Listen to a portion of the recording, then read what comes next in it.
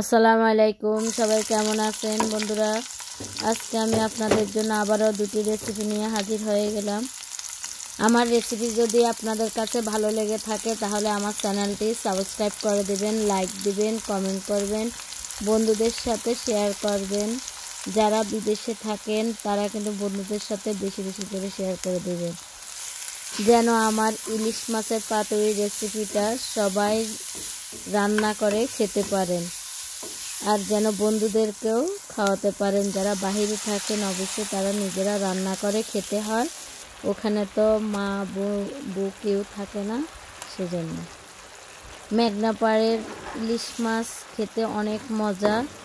আবার দুটো মাছ জাত আছে, একটা হচ্ছে চিটংয়ের মাছ, চাঁদনি মাছ ইলিশ বলে ওটাকে। তো ওটা খেতে কিন্তু অত বেশি মজা নাই। মেঘনার যেই ইলিশটা ওটা খেতে অনেক মজা।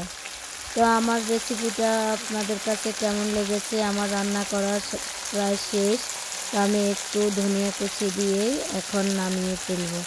এইভাবে যদি আপনি রান্না করেন তাহলে কিন্তু মুরগির মাংস থেকেও বেশি মজা হবে এই রান্নাটা। আমার আরেকটা রেসিপি হচ্ছে মূলা দিয়ে তেলাপিয়া মাছ রান্না করা। শীতকালে মূলা দিয়ে তেলাপিয়া মাছ রান্না করলে অনেক মজা।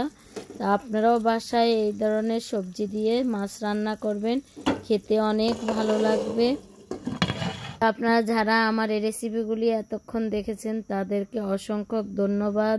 তো এইভাবে রান্না করে সবাইকে পরিবেশন করে খাওয়াবেন, সবাই খুবই পছন্দ করবে। তো সবাই সুস্থ থাকবেন, ভালো থাকবেন। আল্লাহ হাফেজ।